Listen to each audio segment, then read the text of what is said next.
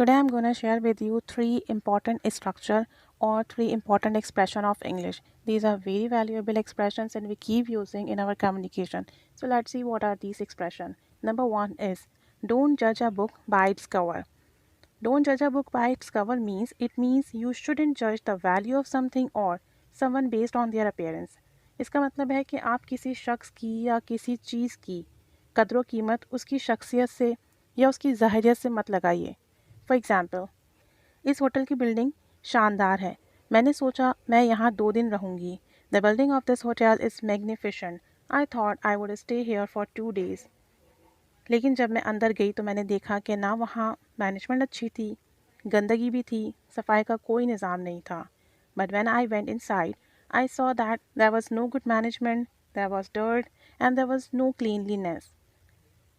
So so I decided I couldn't stay here.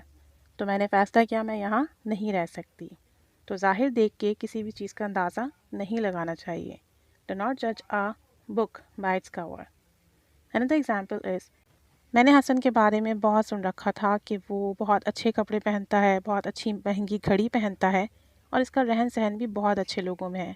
मैं इससे काफ़ी मुतासिर थी, लेकिन जब मैं इससे मिली तो वो एक नहायत ही बद अखलाक और सख्त मिजाज बंदा निकला. I had heard a lot about Hassan, that he wears branded clothes, he wears expensive watch, and his company is in very good person, is in very good people, or he has a very good company. But when I met him, I came to know that he is a rude and harsh person. सच कहा है किसी ने, किसी की ज़ाहिरियत देखकर बातिन का अंदाज़ा नहीं लगाना चाहिए. सो डोंट जज a book by its cover. So don't जज a book by its cover. कहीं आप तो ऐसा नहीं करते कि ज़ाहिरियत देखकर बातिन का अंदाज़ा लगाते हो. If you do this, so please don't जज a book by its cover. Number 2 is I don't get it means I don't understand. जब हमें कुछ समझ नहीं आता या हम प्रॉब्लम फील करते हैं कुछ समझने में, so we can use this structure I don't get it for present and I didn't get it in past.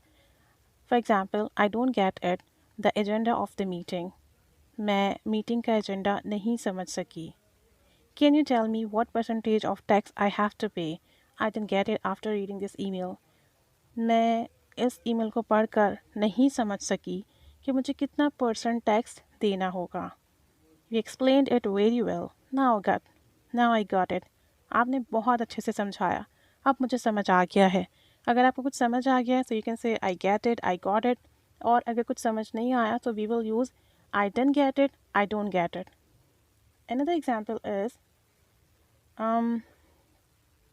Teacher ने ये सबक बहुत अच्छा पढ़ाया. अब मुझे समझ आ गया है. Teacher taught this lesson very well. Now I got it. जब मैंने खुद पढ़ा था तो मुझे समझ नहीं आया था.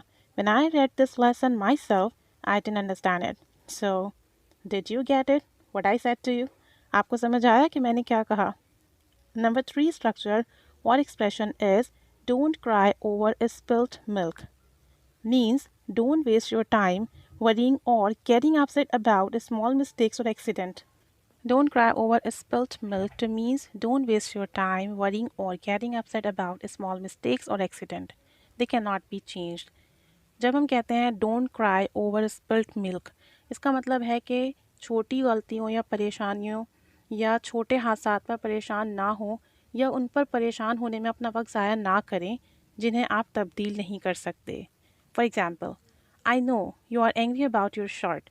मैं जानती हूँ आप अपनी शर्ट के लिए गुस्सा हैं. which was burnt while ironing, जो इस्त्री करते हुए जल गई थी. But don't cry over spilt milk. अब पछताने से क्या फ़ायदा? Because you have more shirts to wear. आप परेशान ना हो, आपके पास और भी शर्ट्स हैं पहनने के लिए.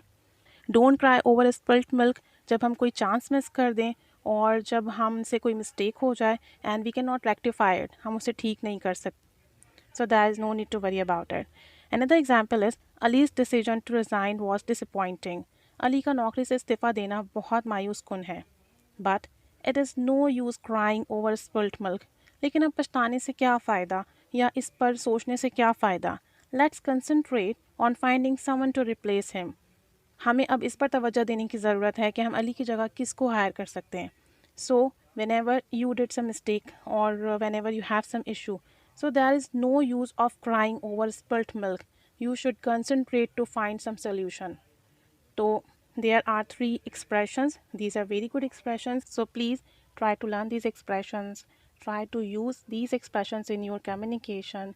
Try to improve your communication by using different expressions and idioms and proverbs in your speaking. Keep staying with us. Keep learning English. And of course, thanks for watching.